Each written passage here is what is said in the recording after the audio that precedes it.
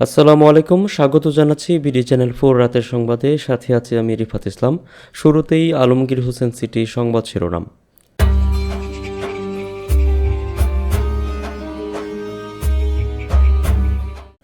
অর্ধ শতাব্দী পার হলেও শহীদ বুদ্ধিজীবীদের স্বপ্ন বাস্তবায়িত হয়নি বললেন তারেক রহমান।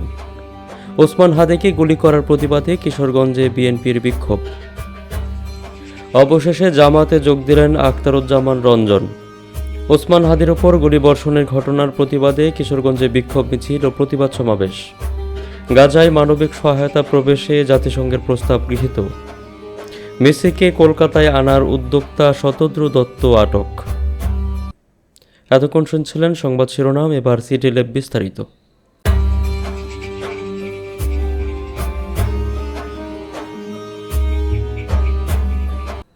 অর্ধ শতাব্দী পার হলেও শহীদ বুদ্ধিজীবীদের স্বপ্ন বাস্তবায়িত হয়নি বললেন তারেক রহমান। বিএনপির ভারপ্রাপ্ত চেয়ারম্যান তারেক রহমান বলেছেন, অর্ধ শতাব্দী পার হলেও শহীদ বুদ্ধিজীবীদের স্বপ্ন বাস্তবায়িত হয়নি। গণতন্ত্র বারবার মৃত্যুকূপে পতিত হয়েছে। একদলীয় দুঃশাসনের বাতাবরণ তৈরি করে রাষ্ট্রের গণতান্ত্রিক বিকাশ প্রতিহত করা হয়েছে।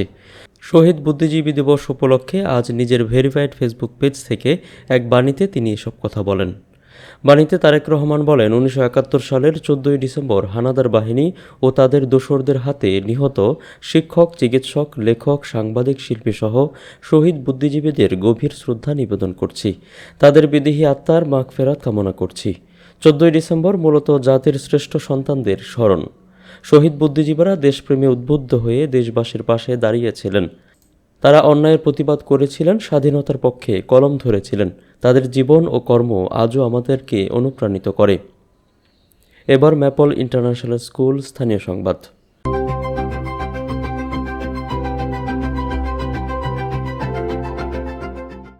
ওসমান হাদিকে গুলি করার প্রতিবাদে কিশোরগঞ্জে বিএনপির বিক্ষোভ। জুলাই অভ্যুত্থানের অন্যতম সহযোদ্ধা ইনকিলাব মঞ্চের মুখপাত্র শরীফ ওসমান হাদিকে হত্যার চেষ্টার উদ্দেশ্যে চিহ্নিত সন্ত্রাসী দ্বারা গুলিবর্ষণ করার প্রতিবাদে কিশোরগঞ্জে বিক্ষোভ মিছিল করেছে বিএনপি। আজ দুপুরে কিশোরগঞ্জ জেলা বিএনপির উদ্যোগে শহরের রথখোলা এলাকায় দলীয় কার্যালয়ের সামনে একটি বিক্ষোভ মিছিল বের করা হয়। মিছিলটি শহরের বিভিন্ন সড়ক প্রদক্ষিণ করে রথখোলা মাঠে গিয়ে শেষ হয়। বিক্ষোভ মিছিলে জেলা বিএনপি ছাড়াও যুবদল, ছাত্রদল, স্বেচ্ছাসেবক দল ও শ্রমিক দল সহ বিভিন্ন অঙ্গ ও সহযোগী সংগঠনের বিপুল সংখ্যক নেতাকর্মী অংশ নেন। এ সময় বক্তারা অনতিবিলম্বে ওসমান হাদির ওপর হামলাকারীদের গ্রেফতারের দাবি জানান।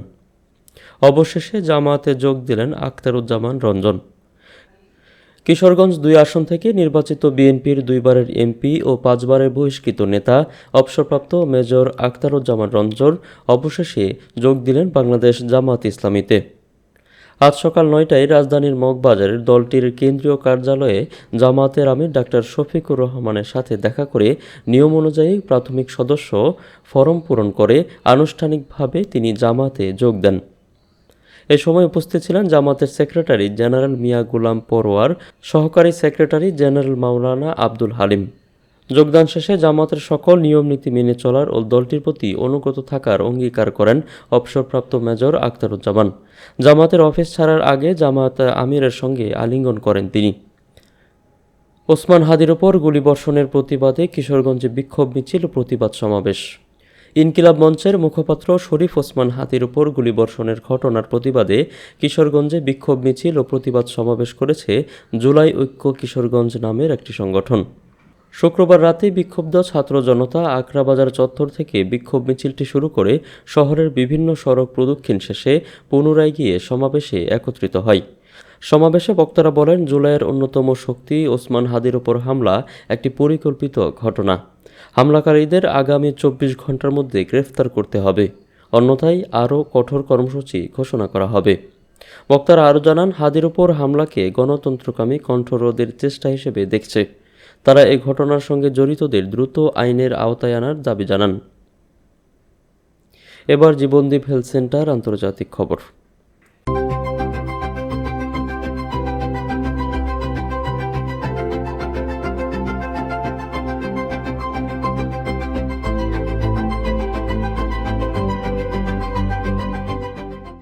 গাজায় মানবিক সহায়তা প্রবেশের অনুমতি দিতে এবং আন্তর্জাতিক আইন মেনে চলতে ইসরায়েলের প্রতি আহ্বান জানিয়ে জাতিসংঘের সাধারণ পরিষদে একটি প্রস্তাব বিপুল ভোটে গৃহীত হয়েছে। স্থানীয় সময় শুক্রবার অনুষ্ঠিত ভোটে নরওয়ে ও ১ ডজনের বেশি দেশের উত্থাপিত এ প্রস্তাবের পক্ষে ভোট দিয়েছে ১৩৯টি দেশ। বিপক্ষে ভোট পড়েছে ইসরায়েল ও যুক্তরাষ্ট্রসহ মাত্র ১২টি দেশের, আর ১৯টি দেশ ভোটদানে বিরত থাকে। নরওয়ে স্থায়ী প্রতিনিধি রাষ্ট্রদূত ম্যারেট ফ্যাজেল্ট ব্র্যাটেস্টেড প্রস্তাব উপস্থাপনকালে বলেন, ২০২৪ হল ৩ দশকের মধ্যে সবচেয়ে সহিংস বছরগুলির মধ্যে একটি। ২০২৫ সালও একইভাবে এগিয়ে এসেছে। সামনের বছরে এই ধারাটি সহজ হওয়ার কিছু লক্ষণ রয়েছে। অধিকৃত ফিলিস্তিনিদের পরিস্থিতি একটি বিশেষ বিষয় মনে রাখা উচিত। বেসামরিক নাগরিকরা সর্বোচ্চ মূল্য দিচ্ছেন। মানবিক নীতির প্রতি শ্রদ্ধা ক্ষয় হচ্ছে। মানবিক আইনের সবচেয়ে মৌলিক নীতিগুলি চাপের মধ্যে রয়েছে। এবার কনস্ট্রাকশন জোন খেলার খবর।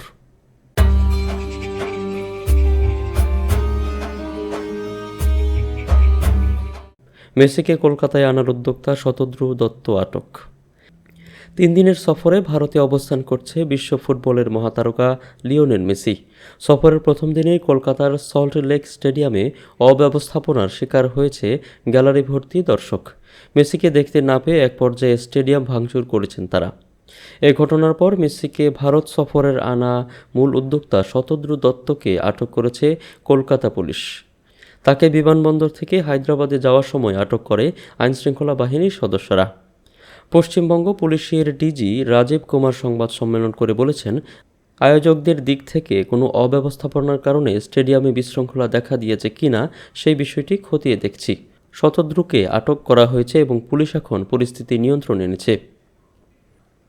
প্রিয় দর্শক, এই ছিল বিডি চ্যানেল 4 রাতের সংবাদ। পরবর্তী সংবাদ দেখার আমন্ত্রণ জানিয়ে আজকের মতো এখানেই বিদায় নিচ্ছি। সবাই ভালো থাকবেন, সুস্থ থাকবেন। আল্লাহ হাফেজ।